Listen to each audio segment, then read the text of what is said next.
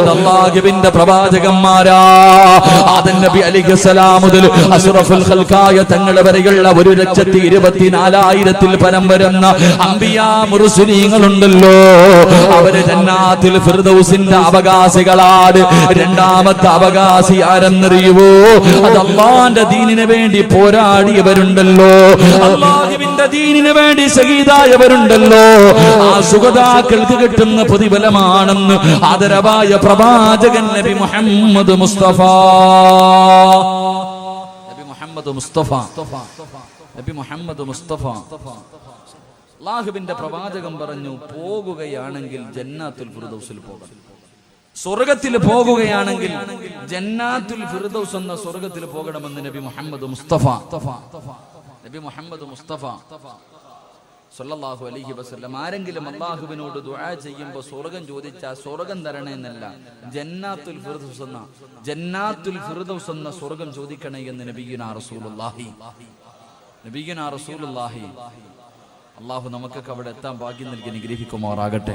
അതുകൊണ്ട് ആ പ്രവാചകൻ പറഞ്ഞത്, നിങ്ങൾ ദുആ ചെയ്യണം, എന്റെ വസീല തേടണം, എനിക്ക് വേണ്ടി ദുആ ചെയ്യണം. ബാങ്ക് വിളിച്ചതിന് ശേഷം 6 സമയങ്ങളിൽ ആരെങ്കിലും ദുനിയാവിന്റെ കാര്യം സംസാരിച്ചാൽ അവന്റെ 30 കൊല്ലത്തെ ഇബാദത്ത് നഷ്ടപ്പെട്ടു പോകുമെന്ന് മഹാനായി അലിയാർ തങ്ങൾ പഠിപ്പിക്കുന്നു. അള്ളാഹു ഈമാൻ നൽകി അനുഗ്രഹിക്കുമാറാകട്ടെ.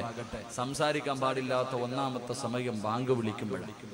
ബാങ്ക് വിളിക്കുന്ന സമയം, ആ സമയത്തായിരിക്കും നമ്മൾ ജീവിതത്തിൽ ഏറ്റവും കൂടുതൽ സംസാരിക്കുന്നത്. പള്ളിയിൽ നിന്ന് ബാങ്ക് വിളിക്കുന്ന സമയത്താണ് ഞാനും നിങ്ങളും എല്ലാവരും ബാങ്ക് വിളിക്കുന്ന സമയത്താണ് നമ്മൾ സംസാരിക്കുന്നത്. അള്ളാഹു നമ്മളെ കാക്കുമാറാകട്ടെ, അള്ളാഹു നമുക്ക് ഈമാൻ നൽകുമാറാകട്ടെ. 30 വർഷത്തെ ഇബാദത്ത് നഷ്ടപ്പെട്ടു പോകും. 2, എന്റെ വിഷയമല്ലെങ്കിൽ ഞാൻ സൂചിപ്പിക്കാം, എന്റെ പ്രിയമുള്ള സഹോദരങ്ങളെ, സംസാരിച്ചാൽ 30 കൊല്ലത്തെ ഇബാദത്ത് നഷ്ടപ്പെട്ടു പോകുന്ന 1ാമത്തെ സ്ഥലം ബാങ്ക് വിളിക്കുമ്പോഴാണ്. അള്ളാഹു സൂക്ഷിക്കാൻ ഭാഗ്യം നൽകി അനുഗ്രഹിക്കുമാറാകട്ടെ. അള്ളാഹു സൂക്ഷിക്കാൻ ഭാഗ്യം നൽകി അനുഗ്രഹിക്കുമാറാകട്ടെ. ബാക്കി 5 സ്ഥലങ്ങളുണ്ട്, എന്റെ വിഷയവുമായി ബന്ധപ്പെട്ടതല്ല. വേണമെങ്കിൽ പറഞ്ഞുതരാം. വേണോ? കേൾക്കണോ? വേണോ വേണ്ടേ? താല്പര്യമുള്ളവർ കൈപൊക്കിക്കേ. ബാക്കിലുള്ളവർക്കൊന്നും വേണ്ടായിരിക്കും, കാരണം നിങ്ങൾ VVIP-കളായിരിക്കും.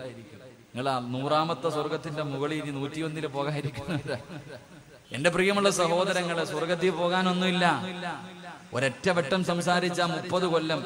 ഞാൻ ബാങ്ക് വിളിക്കുന്ന സമയത്തൊന്ന് സംസാരിച്ചാൽ എന്റെ ജീവിതകാലം മുഴുവൻ ഉണ്ടാക്കി വെച്ചതൊക്കെ പോയി.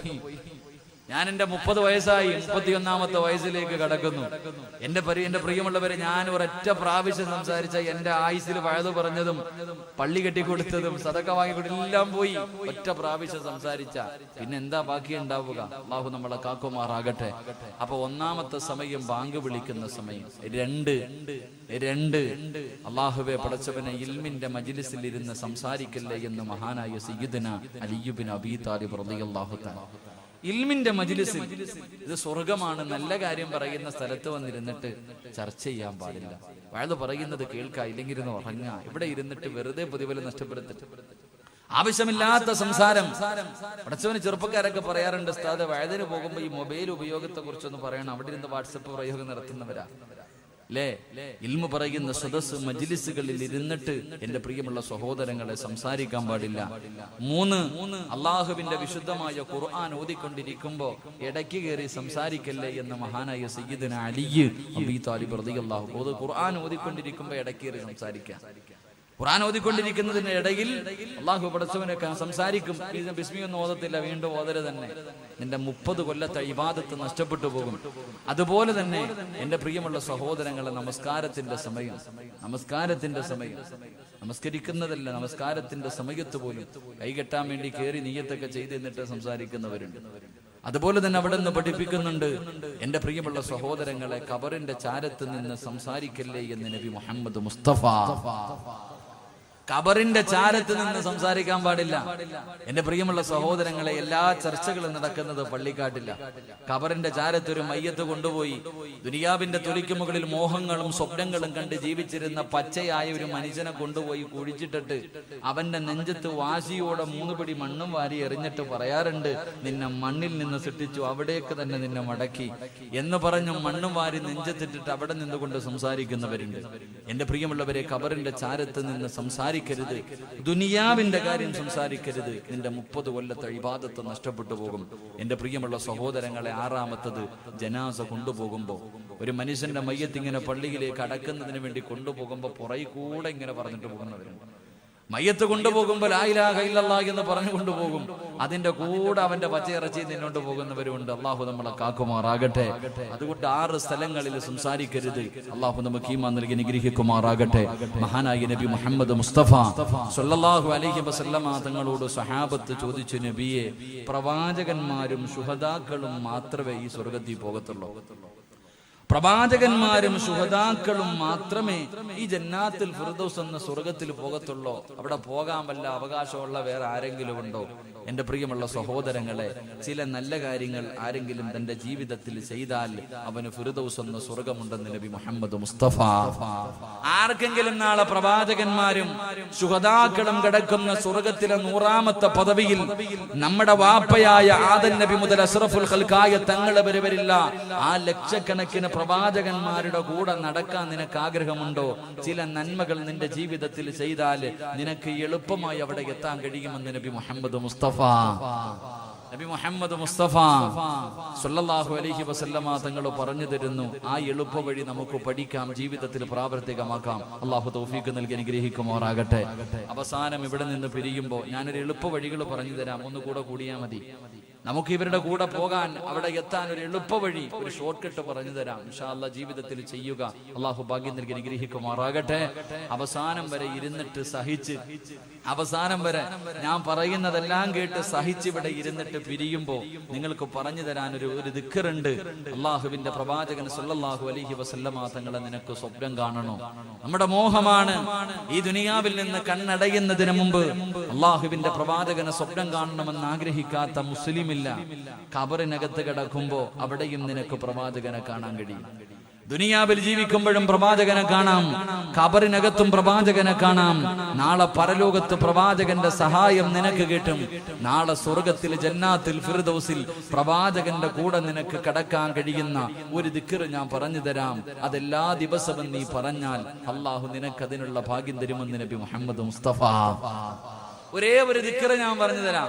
ഈ ദിക്ർ പറഞ്ഞാൽ കിട്ടുന്നത് ദുനിയാവിൽ റസൂലുള്ളാഹിനെ നിനക്ക് സ്വപ്നം കാണാൻ കഴിയും. ഖബറിനകത്ത് പോകുമ്പോ നിനക്ക് അതിനകത്തും കാണാം, റസൂലുള്ളാഹിനെ കാണാൻ കഴിയും. നാളെ പരലോകത്ത് വെച്ച് പ്രവാചകന്റെ സഹായം ശഫാഅത്ത് കിട്ടിയിട്ട് സ്വർഗത്തിൽ പോയിട്ട് എന്റെ പ്രിയമുള്ളവരെ പ്രവാചകൻ കഴിയുന്ന ജന്നാത്തുൽ ഫിർദൗസിൽ നിനക്ക് ഒരുമിക്കാൻ കഴിയുമെന്ന് നബി മുഹമ്മദ് മുസ്തഫ സ്വല്ലല്ലാഹു അലൈഹി വസല്ലം. ആ ഒരു ദിക്റും പറഞ്ഞിട്ട് വേണം നമുക്ക് ഇന്ന് ദുആ ചെയ്തു പിരിയാൻ. അല്ലാഹു ഭാഗ്യം നൽകി അനുഗ്രഹിക്കുമാറാകട്ടെ. അല്ലാഹു ഭാഗ്യം നൽകി അനുഗ്രഹിക്കുമാറാകട്ടെ. അല്ലാഹുവിന്റെ പ്രവാചകൻ സ്വല്ലല്ലാഹു അലൈഹി വസല്ലം തങ്ങൾ പറഞ്ഞു കൊടുക്കുമ്പോൾ ജന്നാത്തുൽ ഫിർദൗസ് എന്ന് പറയുന്ന സ്വർഗ്ഗത്തിന്റെ അനുഗ്രഹത്തിനെ കുറിച്ച്, ആ 100ാമത്തെ പദവിയിലെ പ്രതിഫലത്തെ കുറിച്ച് അല്ലാഹുവിന്റെ പ്രവാചകൻ പറഞ്ഞു കൊടുക്കുമ്പോ സഹാബത്ത് ചോദിക്കുന്നു, നബിയേ യാ റസൂലല്ലാഹ്, അല്ലാഹുവിന്റെ പ്രവാചകരെ, ആ ജന്നാത്തുൽ ഫിർദൗസ് എന്ന് പറയുന്ന സ്വർഗ്ഗത്തിന്റെ അവകാശികളാരാ? ആ സ്വർഗ്ഗത്തിൽ കിടക്കുന്നവരാരാ നബിയേ? ഏത് നന്മയാ നബിയേ? ഏത് നന്മയാ നബിയേ? ഒന്ന് പറഞ്ഞു തരുവോ നബിയേ? അല്ലാഹുവിന്റെ പ്രവാചകൻ അവിടെ നിന്ന് പറഞ്ഞു കൊടുക്കുകയാണ്. ഈ പാതിരാത്രി തിരക്കുകൾ മുഴുവനും മാറ്റിവെച്ചിട്ട് ഈ പുണ്യമായ സദസ്സിന്റെ 4ാമത്തെ ദിവസം ഈ സ്വർഗ്ഗത്തിൽ ഒരുമിച്ച് കൂടിയ ചെറുപ്പക്കാരാ, അല്ലാഹുവിന്റെ അനുഗ്രഹങ്ങൾ കൊണ്ട് നിറച്ച സ്വർഗ്ഗത്തിലെ 100ാമത്തെ പദവിയായ പ്രവാചകന്മാര് കിടക്കുന്ന സ്വർഗ്ഗത്തിൽ നിനക്ക് കിടക്കണമെന്ന മോഹമുണ്ടോ? ആഗ്രഹമുണ്ടോ പൊന്നുമോര്? ആഗ്രഹമുണ്ടോ പൊന്നുമോര്? അല്ലാഹുവിന്റെ പ്രവാചകൻ ഒന്നാമതായി പറഞ്ഞു തരികയാ, എന്റെ പ്രിയപ്പെട്ട മുസ്ലിമേ, അല്ലാഹു നിനക്ക് തന്നിരിക്കുന്ന ആയുസ്സുണ്ടല്ലോ, അല്ലാഹു നിനക്ക് തന്നിരിക്കുന്ന ഈ ജീവിതമുണ്ടല്ലോ, 10 ആകട്ടെ, 20 ആകട്ടെ, 30 ആകട്ടെ, 40 ആകട്ടെ, 50 ആകട്ടെ, 60 ആകട്ടെ, അല്ലാഹു നിനക്ക് തന്നിരിക്കുന്ന ഈ ആയുസ്സുണ്ടല്ലോ, അല്ലാഹു കൊടുത്ത അല്ലാഹു നിനക്ക് ജന്നാത്തുൽ ഫിർദൗസ് എന്ന സ്വർഗ്ഗം തരുമെന്ന് ആദരവായ പ്രവാചകൻ നബി മുഹമ്മദ് മുസ്തഫ